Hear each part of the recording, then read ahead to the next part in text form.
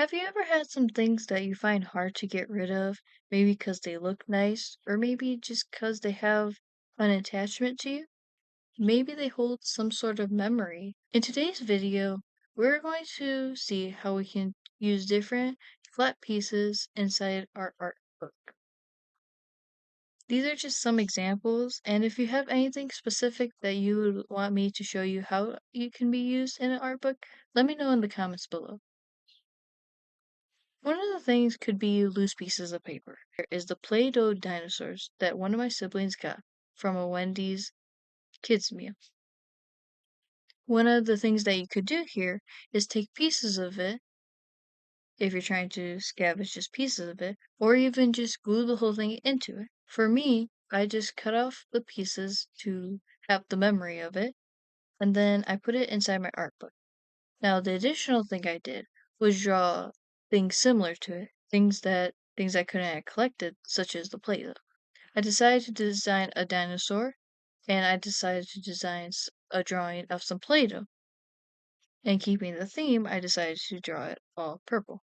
Another example we have is this piece of cardboard that has different colors from a paint set. Now, the initial thought of this was to turn it into as if it was an actual board full of paint. So what I did was glue it on the left side, along with creating a little brush on the bottom. I created a little easel on the right side and decided to draw a picture. To keep it simple, I just do two flowers and a couple of leaves on the bottom. For anything that you keep for like art supplies or maybe even color reference, this is one of a good ideas to do. Stick it in your art book so you could either refer back to it or turn it into a nice drawing, or even both. Now, the third and final idea for this video is just miscellaneous paper. Maybe scraps of papers, stickers, cardboard, or even just little packaging. This is an example to make just a random page, kind of like a memory book or junk journaling. You could either put it where it shows each and every single different object, and maybe even write what it explains about. Or it could just go in random places, just showing off pieces of it, or even being functional. An example of this is the Lifebook Hobonichi with the little gingerbread man. I'm still able to access it, to open it, and to use it completely. And the way I designed it, it still shows everything without completely having to show every single little detail about it or keep it in a drawer.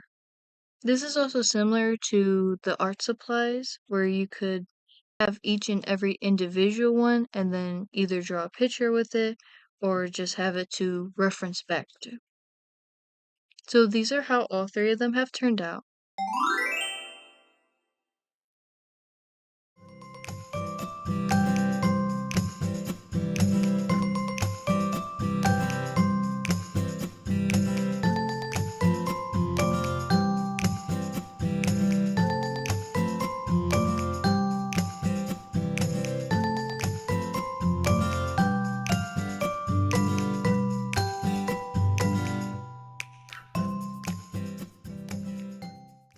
I hope you enjoyed this video. If you do, hit that like button and consider subscribing. I'll see you next time.